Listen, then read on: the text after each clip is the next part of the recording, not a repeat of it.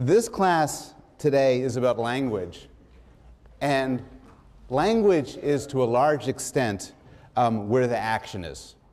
The study of human language has been the battleground over different theories of human nature. So every philosopher or psychologist or humanist or neuroscientist who has ever thought about people has had to make some claim about the nature of language and how it works. I'm including here people like Aristotle and Plato, Hume, Locke, Freud, and Skinner. I'm also including modern-day approaches to computational theory, cognitive neuroscience, evolutionary theory, and cultural psychology. If you hope to make it with a theory of what people are and how people work, you have to explain and talk about language.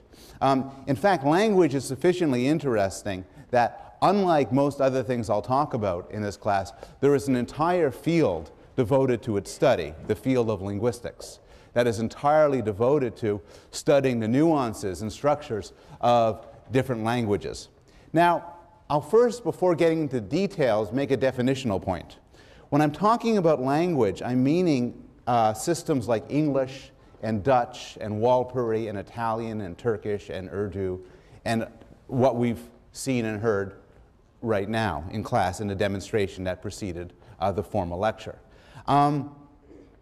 Now, you could use language in a different sense. You could use the term language to describe what dogs do, or what chimpanzees do, or birds. You could use language to describe music, talk about a musical language, or art, or any communicative system.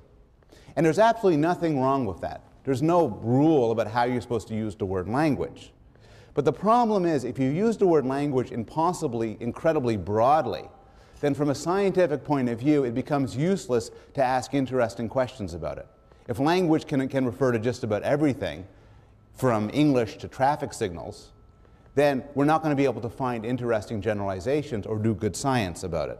So what I want to do is I want to discuss a scientific notion of language, at first restricting myself to systems like English and Dutch and American Sign Language and Navajo and so on. Once we've made some generalizations about language in this narrow sense, we could then ask, and we will ask, to what extent do other systems, such as animal communication systems, relate to this narrower definition? So we could ask in this narrow sense, what properties do languages have, and then go on to ask in a broader sense, what other communicative systems also possess those properties? Well, some things are obvious about language. Here are the questions we will ask. This will frame our discussion today. We'll first go over some basic facts about language. We'll talk about what languages share. We'll talk about how language develops. And we'll talk about language and communication in non-humans. I began this class with a demonstration that illustrates two very important facts about language. One is that languages all share some deep and intricate universals. In particular, all languages, at minimum, are powerful enough to convey an abstract notion like this. Abstract in the sense that it talks about thoughts, and it talks about a proposition, and spatial relations and objects. There's no language in the world that you just cannot talk about abstract things with. Every language can do this. But the demonstration also illustrated another fact about language, which is how different languages are. They sound different. If you know one language, you don't necessarily know another. It's not merely that you can't understand it. It could sound strange or look unusual in the case of a sign language. And so any adequate theory of language has to allow for both the commonalities and the differences across languages. And this is the puzzle faced by the psychology and cognitive science of language. Well, let's start with an interesting claim about language made by Charles Darwin. So Darwin writes, "Man has an instinctive tendency to speak, as we see in the babble of our young children, while no child has an instinctive tendency to bake, brew, or write." And what Darwin is claiming here, and it's a controversial and interesting claim, is that language is special, in that there's some sort of propensity or capacity or instinct for language, unlike the other examples he gives. Not everything comes natural to us, but Darwin suggests that language does. Well, why should we believe this? Well, there are some basic facts that support Darwin's claim. For one thing, every human society has language. In the course of traveling, cultures encounter other cultures, and they often encounter cultures that are very different from their own. But through the course of human history, nobody has ever encountered another group of humans that did not have language. Does this show that it's built in? Well, not necessarily. It could be a cultural innovation. It could be, for instance, that language is such a good idea that every culture comes across it and develops it. Just about every culture uses some sort of utensils to eat food with. A knife and a fork, chopsticks, a spoon. This probably is not because use of eating utensils is human nature, but rather it's because it's just a very useful thing that cultures discover over and over again. Well, we know that this probably is not true with regard to language.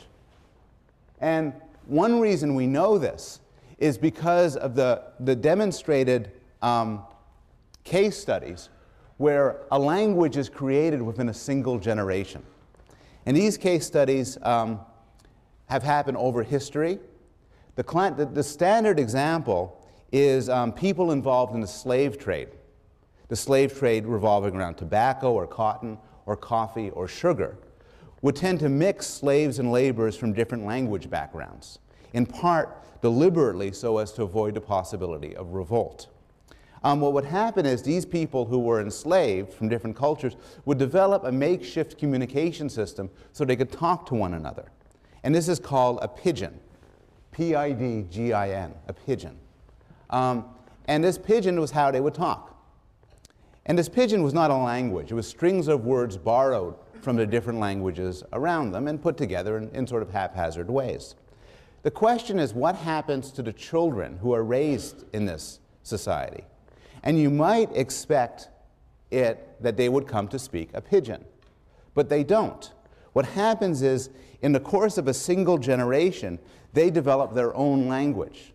They create a language with rich syntax and morphology and phonology, terms that we'll understand in a few minutes. And this language that they create is called a Creole. And languages that we know now as Creoles, the word refers back to their history. That means that they were developed from pidgins. And this is interesting because this suggests that to some extent the ability to use and understand and learn language is part of human nature. It doesn't require an extensive cultural history. Rather, just about any normal child, even when not exposed to a full-fledged language, can create a language. And more recently, there's been case studies of children who acquire sign language. There's a wonderful case of Nicaraguan sign language, where they acquire sign language from adults who themselves are not versed in sign language. They're sort of second language learners struggling along. What you might have expected would be the children would then use whatever system their adults use, but they don't. They Creolize it. They take this makeshift communication system developed by adults, and again, they turn it into a full-blown language, suggesting that to some extent it's part of our human nature to create languages. Also, every normal human has language. Not everybody in this room can ride a bicycle. Not everybody in this room can play chess. But everybody possesses at least one language, and everybody started to possess at least one language when they were a child. There are exceptions, but the exceptions come about due to some sort of brain damage. Any neurologically normal human will come to possess a language. What else do we know? Well, the claim that language is part of human nature is supported by neurological studies, some which were referred to in the chapter on the brain that you read earlier, that talk about dedicated parts of the brain that work for language. And if parts of these brains, if these parts of the brain are damaged, you get language deficits or aphasias, where you might lose the ability to understand or create language. More speculatively, there's been some fairly recent work studying the genetic basis of language, looking at the genes that are directly responsible for the capacity to learn and use language.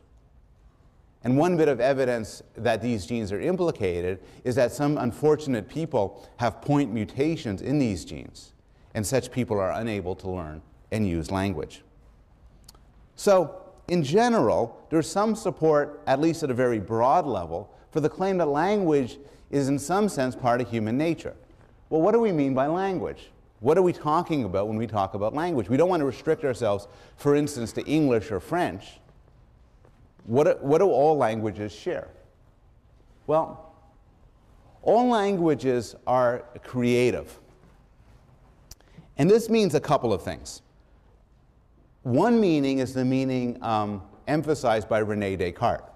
When René Descartes argued that we are more than merely machines, his best piece of evidence for him was the human capacity for language. No machine could do this, because our capacity for language is unbounded and free. We could say anything we choose to say. We have free will. And in fact, language allows us to produce a virtual infinity of sentences. So we could create and understand sentences we never heard before. And there are a lot of sentences. So if you want to estimate how many grammatical sentences under 20 words in English, the answer is a lot. And what this means is that any theory of language use and language comprehension cannot simply appeal to a list. When you understand a sentence I said, you have to have the capacity to understand a sentence even if you've never heard it before. And this is because we could effortlessly produce and understand sentences that no human has ever said before on earth. Would anybody volunteer to say a sentence non-obscene, non-derogatory, that has never been spoken before on earth, ever? Here, I'll start.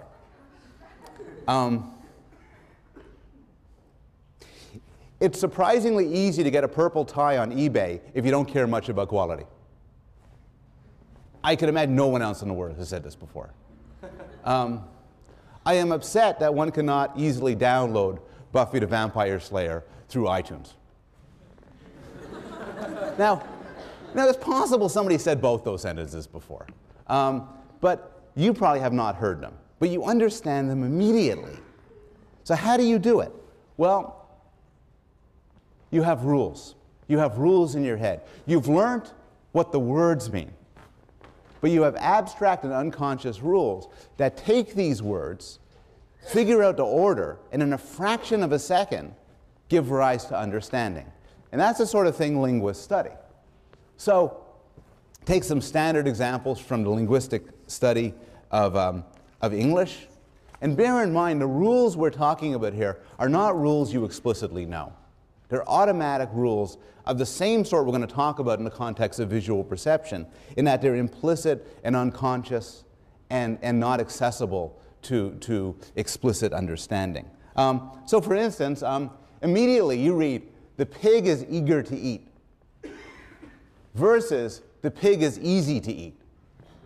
And in a fraction of a second, you know there's an important difference. The pig is eager to eat means the state of affairs that we're talking about is when the pig does the eating.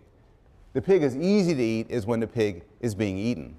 You see a sentence like, "Bill knew that John liked him." And you know, without even knowing how you know, that this could mean that Bill knew that John liked Bill, or it could mean that Bill knew that John liked Fred, but it can't mean that Bill knew that John liked John. The natural interpretation, in fact, is that Bill knew that John liked Bill. The two words co-refer. Contrast that with Bill knew that John liked himself, which only has the meaning Bill knew that John liked John. And this is what linguists do for a living. So if you hear me talking about this and say, "I want to spend the next 40 years of my life studying that," you should become a linguist. But those are the sort of phenomena that we're interested in. Now, it gets more complicated. Those are examples from syntax. But language has many structures. Language has structures going from the bottom to the top. All languages, all human languages, have phonology, which is the system of sounds or signs, morphology, which is a system of words or morphemes, basic units of meaning, and syntax, which refer to rules and principles that put together words and phrases into meaningful utterances. And I want to talk briefly about each of these three parts of language before looking at some other issues. I'm indebted here to Steven Pinker's excellent book, The Language Instinct, which provides, I think, a superb discussion of these phenomena, and I'm going to steal some of my examples from Pinker. So, phonology. Phonology is the system of sounds that languages have.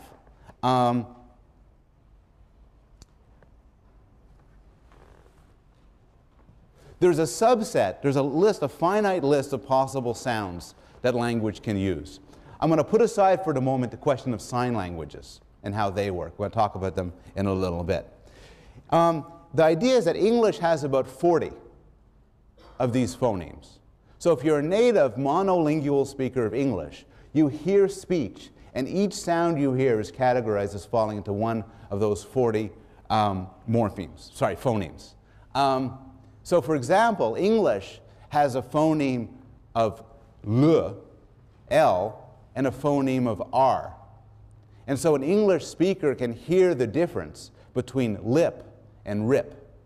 And that corresponds to two different words in English. Other languages don't have that distinction. And so those distinctions are very difficult for non-native English speakers to learn. So part of what goes on when you learn is you have to learn the language, the phonemes that your language has. Another part of the problem of learning language is you have to figure out what the boundaries are between the words. You have to use sound signals to figure out the boundaries between the words.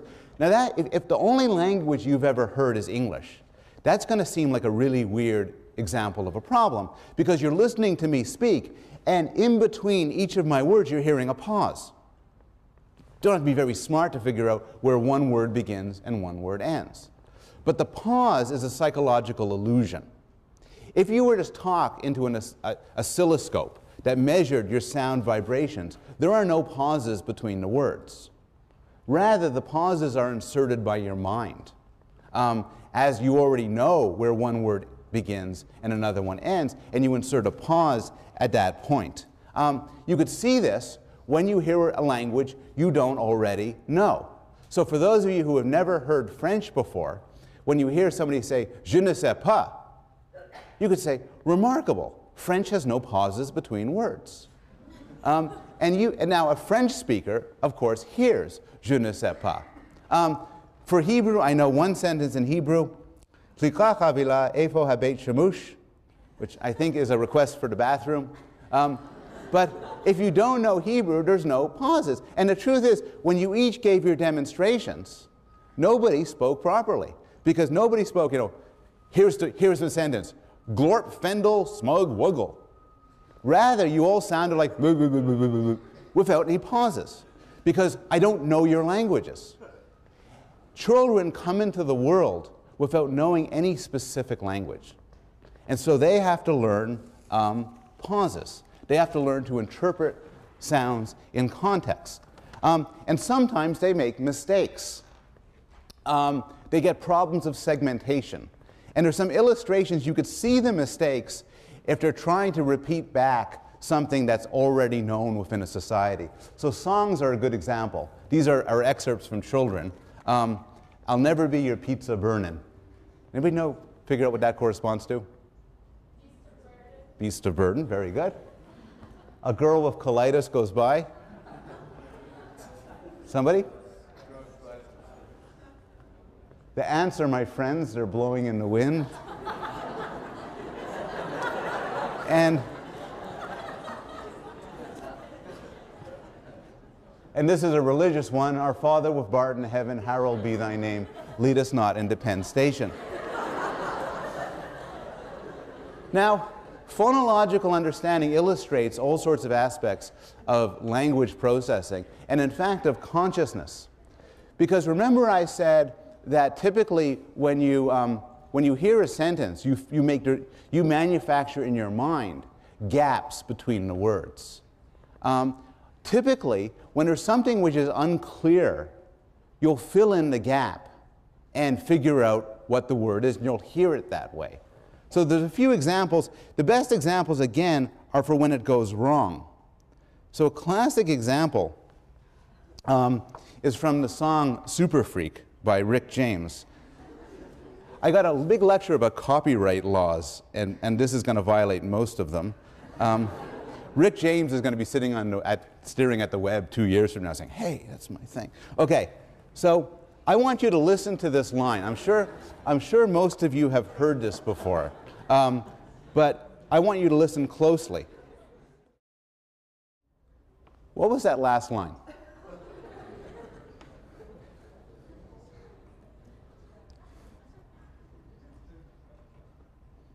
The kind of girl you read about.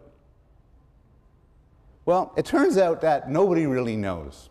And it sounds to many people who do top-down interpretation, as to me as well, that she's the kind of girl you read about in Newsweek magazine.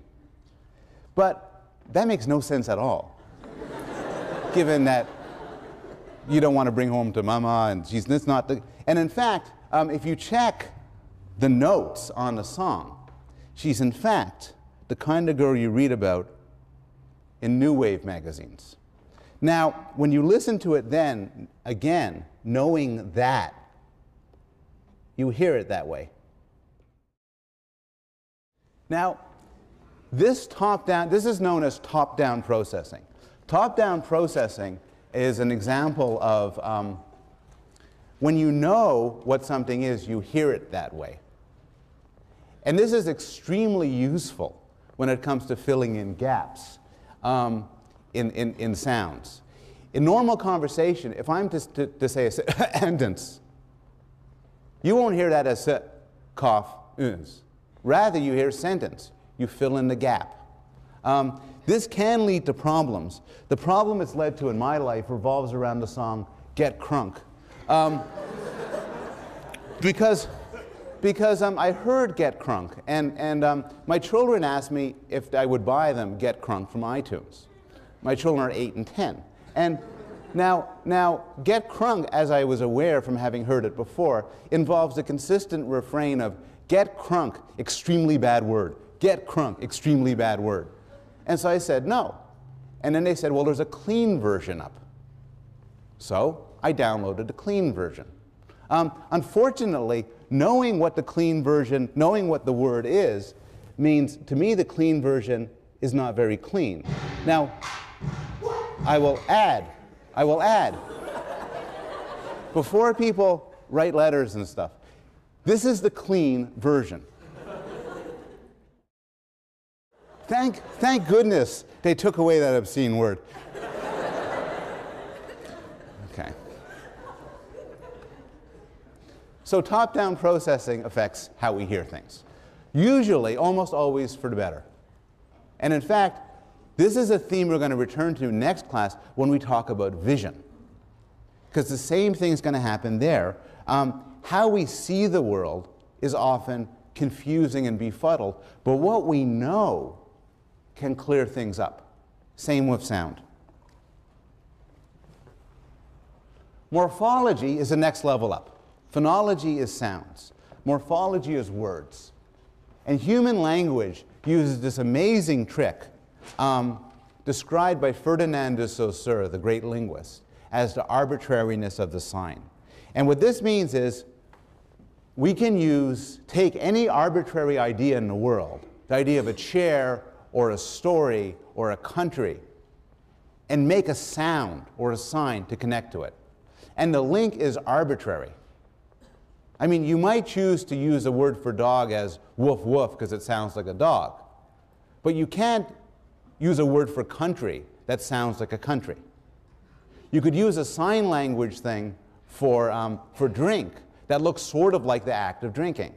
But you can't use a sign language word for country that looks like a country, or for idea that looks like an idea.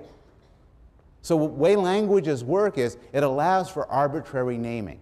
It allows for this map between a symbol, say a spoken word, and any sort of thought we want to use. And those arbitrary mappings, as we come to learn them, make up the vocabulary of a language. I'm talking about words, but the more technical term is morpheme. And what a morpheme is the smallest meaningful unit in a language. Now, often this is the same thing as a word. So dog is a word, and dog is also a morpheme. But not always. Because there are single morphemes, and then there are words that are composed of many morphemes. So dogs and complained are one word, but two morphemes. And what this means is that you make the word by putting together two morphemes. To put it differently, in order to know what dogs means, you never had to learn the word dogs.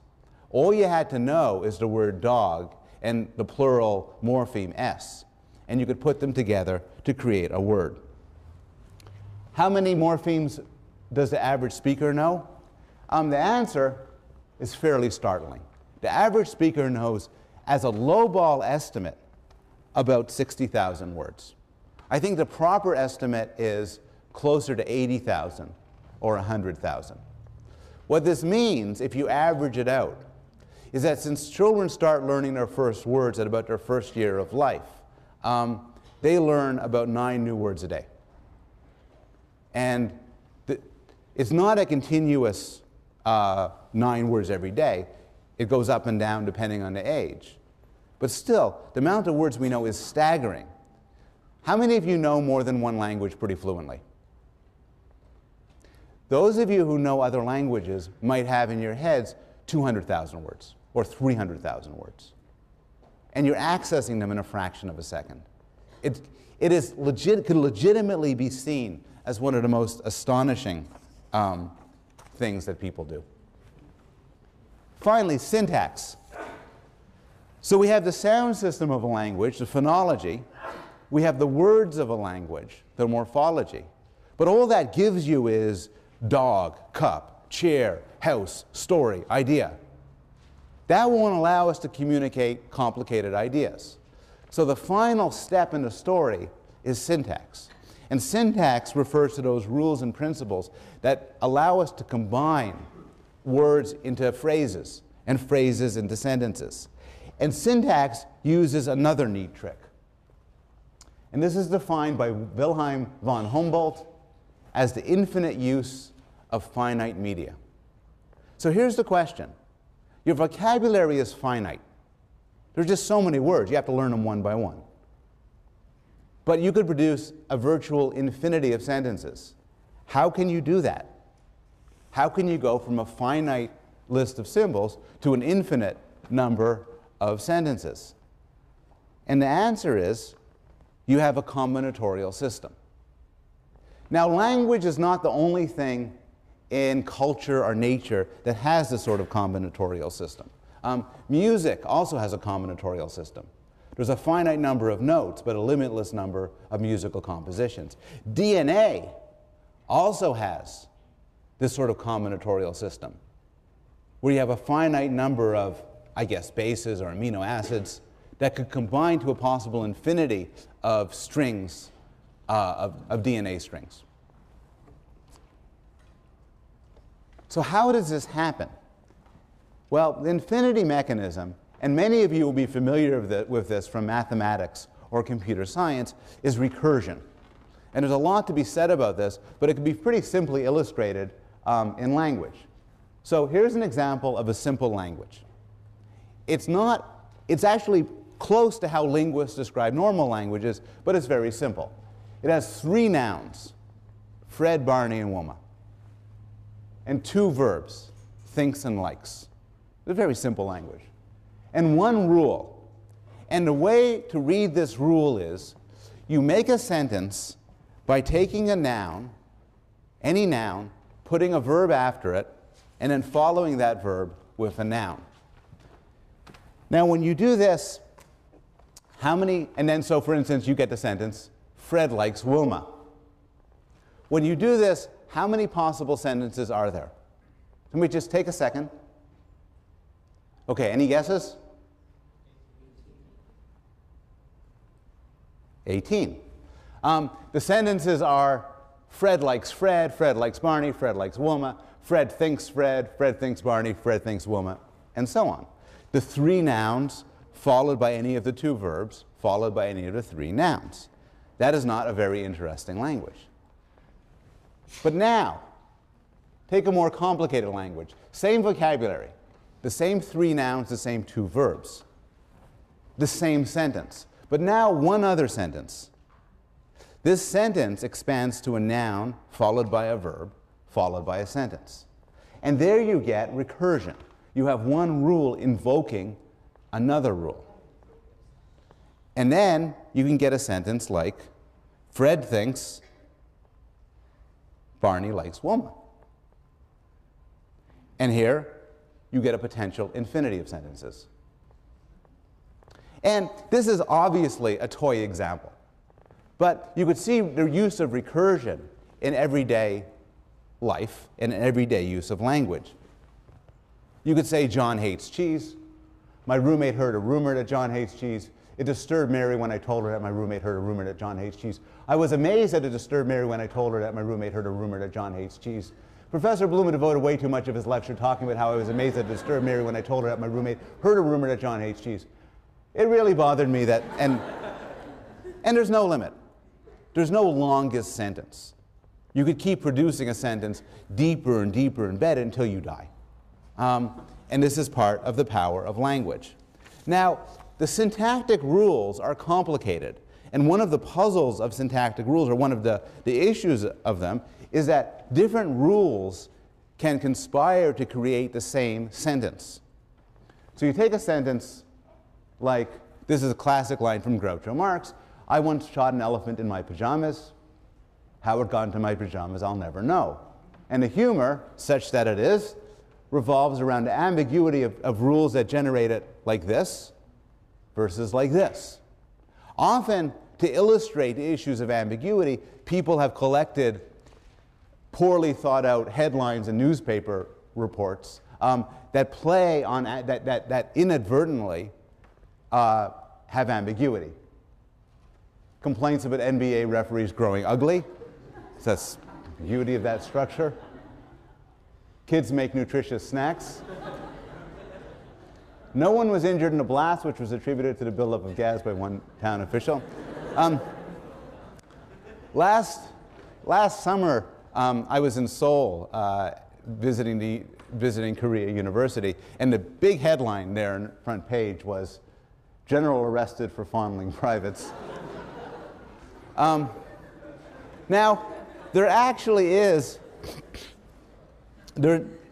ambiguity is actually quite difficult to avoid in the construction and understanding of sentences.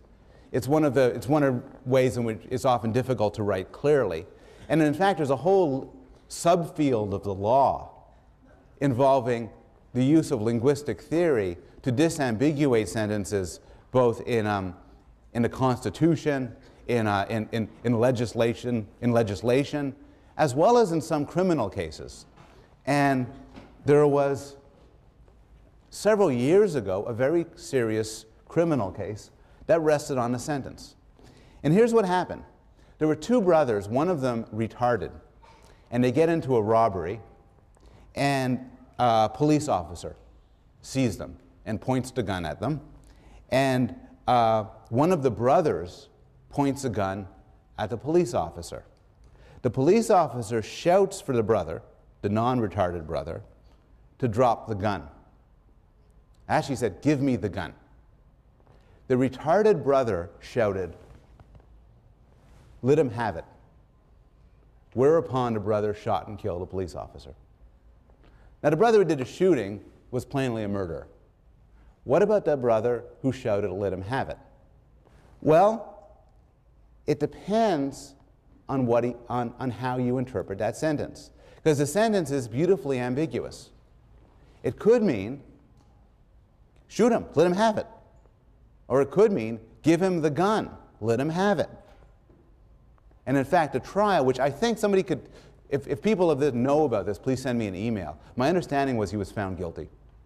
But a lot could turn on the ambiguity of a sentence. I want to shift now and talk about where does all this knowledge come from. But I'll stop and answer any questions about the material so far. What are your questions? Yes? How does syntax differ from grammar, or are they exactly the same? Syntax, the question is, how is syntax different from grammar? They're exactly the same. Syntax is a more technical term, but it means the same thing as grammar. Yes? You had said that every normal human being is born and uses at some point or another some kind of language. How about, aren't there cases of people who weren't born within a culture, kind of grew up, I don't know, and who never really spoke a language though they were physically normal? Yes, I'm glad you actually asked me about that, because as I said it, I realized it wasn't quite right. The point that was just raised here is, I had said before that everybody who's neurologically normal comes to acquire and learn a language. But what about people who are neurologically normal, but they don't have language around them? And in fact, there have been historically some cases of this. There's been probably apocryphal stories about children who are raised by wolves or by dogs. There are stories, horrible stories, some in the 20th century, about children who are locked away by insane or evil parents and who never learn to speak. There are stories of deaf people who are within certain societies where nobody signs to them. And so they're what's known as linguistic isolates, and they themselves never learn to speak. And those cases are the dramatic exception. And they do tell you something. They tell you that it's not enough to have a brain for language. Somebody does have to use it with you. Interestingly, it doesn't have to be that many people. So Susan Golan Meadow has studied deaf children that nobody signed to. But what she studies is deaf children with deaf siblings. And these children don't just sit there, they create their own language. It's not a full-blown language like American Sign Language or Langue des Signes Québécois, but it's a language nonetheless with words and syntax and phonology. It's an interesting question. Any other questions? Yes? Could it be argued, or is it argued, that there are inherent limits to grammar, or to our ability to come up with mental grammars, and therefore that there is really an infinity of possible thought? It's a good question. The question is, are there inherent limits in our abilities to come up with grammars? And most linguists would argue yes, that languages are highly constrained in how they do things. So for instance, one example is, there's no language in the world that ever constructs a question by switching the order of words around in a sentence. There's no language in the world that has a rule that says the fifth word has to be a verb. And linguists have all of these conditions say, no language in the world works this way. Now, so these are constraints on grammar, and they're really interesting because they tell us what's a humanly natural language versus what's not a humanly natural language. But notice, even if there's incredible constraints on grammars, we could still produce an infinite number of sentences. It's just like if you restrict me to only a subset of numbers, only to odd numbers, still there's an infinity of odd numbers. So grammar can be restricted, but still give rise to an infinity of possible sentences. Well, there's a radical claim about the origin of language, associated with the guy who we met when we talked about behaviorism, who wrote the Review of Verbal Behavior, the linguist Noam Chomsky. And Chomsky makes this radical claim. And this is that we shouldn't view language learning as learning at all. Instead, we should view it as something similar to growth. So he says, no one would take seriously the proposal that the human organism learns through experience to have arms rather than wings, or that the basic structure of particular organs results from accidental experience. Language proves to be no less marvelous and intricate than these physical structures. Why then should we not study the acquisition of a cognitive structure like language more or less as we study some complex bodily organ? So you might learn to play baseball. You might learn about the American Civil War. But if Chomsky is right, you didn't learn to speak English. Rather, what happened is you heard English, but the capacity grew in your head in something a lot more similar to the development of arms or legs or a visual system. Well, should we believe this? We know there has to be some effect of the environment shaping language, obviously, because in order to know English, you have to have heard English. In order to know Dutch, you have had to have learned and heard Dutch. And in fact, languages differ in all the ways that we were talking about. Some languages, like English, have a distinction between L and R. Other languages do not. For a language like English, that creature there is referred to with the morpheme dog. That's a historical accident of English. In French, it's chien. And in Greek, it's something else. And each of those 6,000 languages, and people in a room who know other languages say, yeah, in Vietnamese it's this, in Urdu it's this, in Czech it's that. Finally, there's syntax. So English is what's known as a subject-verb-object language. That means if you want to convey the idea that Bill hit John, you would say, Bill hit John. But not all languages work that way. In fact, a majority of languages, more languages, are actually subject-object-verb languages. So you would say, if you wanted to convey that Bill was the hitter and John was hit, Bill, John hit. All of this has to be learned. And all of this has to be learned through exposure to language users. On the other hand, there is considerable evidence that the development of these language skills in some way it is similar to growth in the way that Chomsky suggests. So here are some basic facts about language development. One is something which I had mentioned before. All normal children learn language. There can be specific impairments of language. Now again, we spoke about them before when talking about the brain. Some of these impairments could be due to trauma. The aphasias. Trauma, a blow to the head, a stroke, can rid you of your language. But also, there are genetic disorders, some falling under the rubric of what's known as specific language impairment, where children are born without the same ability as the rest of us to learn to speak. And these are interesting in many ways. One reason that they're interesting is that he illustrates something about human language. It would not be unreasonable for you to think, before listening to this lecture, look, all you need to have to learn a language is to be smart. Or all you need to have to learn a language is to want to communicate. Or all you need to have to learn a language is to be a social person, having the ability to understand others and deal with others. But the case of specific language impairments suggests that all of that is wrong. Because there are children in this world right now who are plenty smart, who really want to communicate, and who are entirely social creatures, but they can't learn language. And this suggests that the ability to learn language and understand language is to some extent separate from these other aspects of mental life. Continuing on this theme, we also know that language is learned without any sort of feedback or training. There are many Americans who believe that they need to teach their children language, and there's a huge industry with DVDs and flashcards and all sorts of things designed to teach their children language. And I think many parents believe that if they didn't persist in using these things, their children would never learn to speak. But we know that that's not true.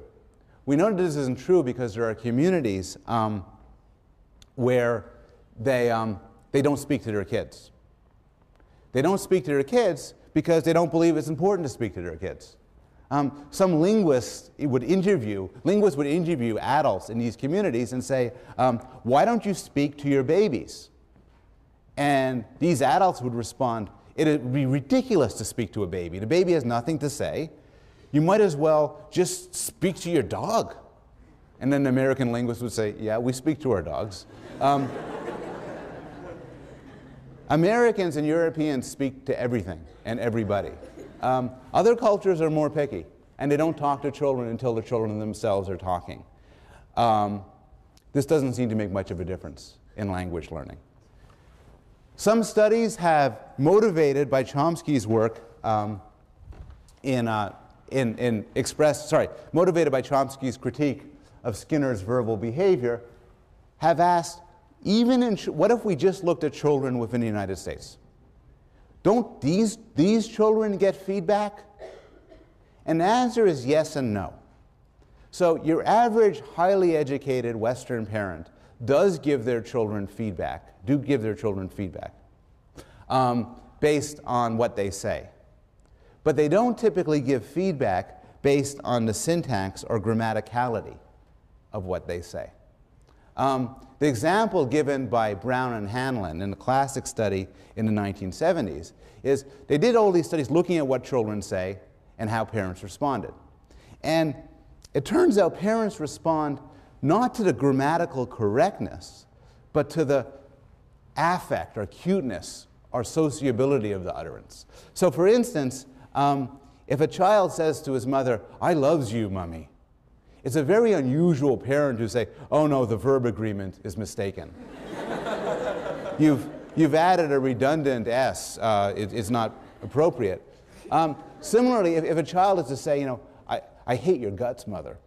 It's an unusual mother. That's wonderful. It's subject, verb, object, the whole thing, structurally fine. We respond to our kids like we respond to each other, based on the message that's conveyed, not the grammaticality of the utterances. Children make grammatical mistakes all the time, but then they go away, and they go away without correction. So those are some basic facts. What do we know about the time course of language? Well, early on, children start off and they prefer the melody of their own language. These studies were done in France with 4-day-old babies, and what they did was they used a sucking method. Remember, there's a limited number of things babies can do. One of the things they can do is suck, and these babies would suck on a pacifier to hear French. And they would prefer to hear French than to hear Russian. And these investigators claim this is because they had been exposed to French in the first 4 days of their lives. Reviewers, mostly from France, objected and said, no, maybe French just sounds better. Everybody's going to like French. So they redid the study in Russia. Russian kids sucked harder to hear Russian than they did to French. And what they're listening to isn't the words. They don't know words yet. They don't know syntax yet. It's the rhythm of the language. For you, French and Russian sound different. Even if you're like me and you don't know a word of either language, they still sound different. They sound different to babies too. And a baby being raised in France or a baby being raised in Russia knows enough to tell what's his language and what isn't.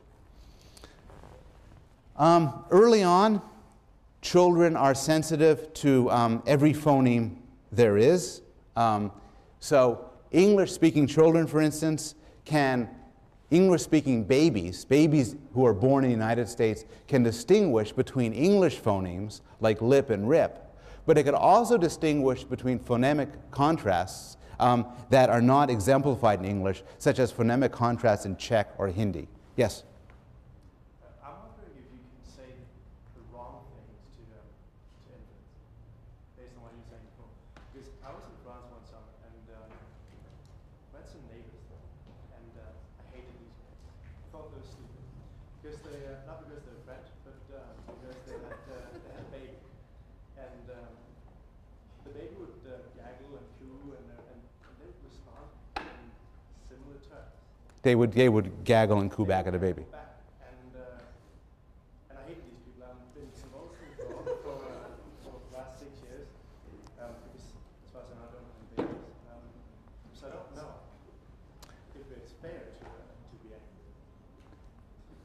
mean, does it matter what you say to babies not to say something? There's a lot going on in your question. Some raising, well, there's a lot going on in your question. The answer to the question was, your baby's going to coo and gaga goo goo. Doesn't matter if you coo and gaga goo goo back. No, doesn't make a difference. Your hatred towards them was unmotivated. You can be relieved of that debt.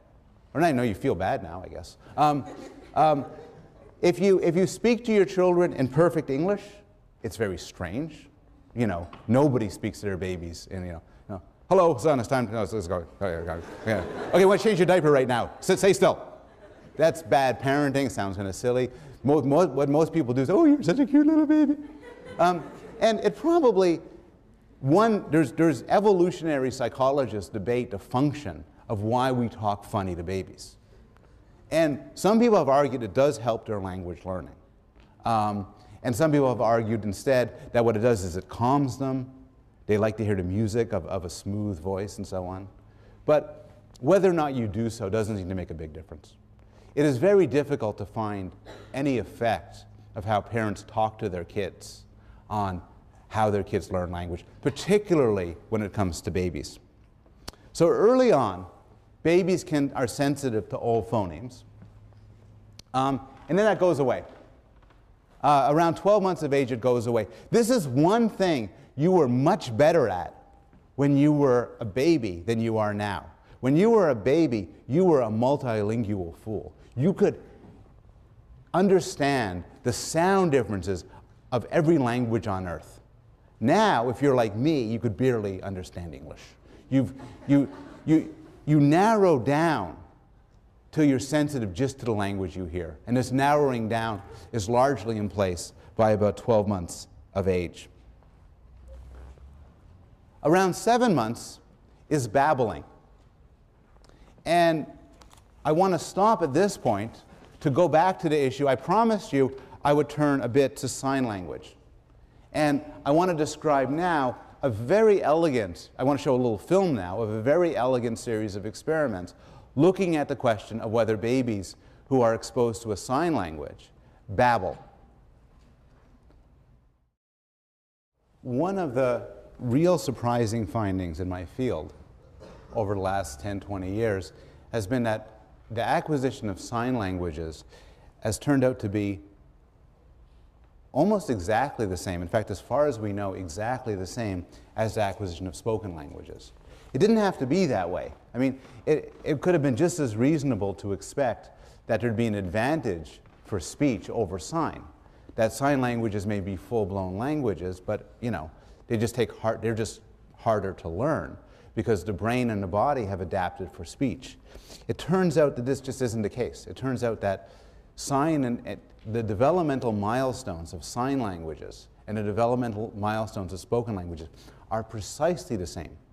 They start babbling at the same point. They start using first words, first sentences, first complicated constructions. There seems to be no interesting difference between how the brain comes to acquire and use a spoken language versus a sign language. Around 12 months of age, children start using their first words. These are words for objects and actions, like dog and up and milk. They start showing some sensitivity to the order of words, so they know that, you know, dog bites cat is different from cat bites dog. Around 18 months of age, they start learning words faster. They start producing little miniature sentences, like, you know, want cookie or milk spill. And the function morphemes, the little words, in, of, the, and so on, start to gradually appear. Then there's the bad news. Around 7 years of age, going up through puberty, the ability to learn language starts to go away.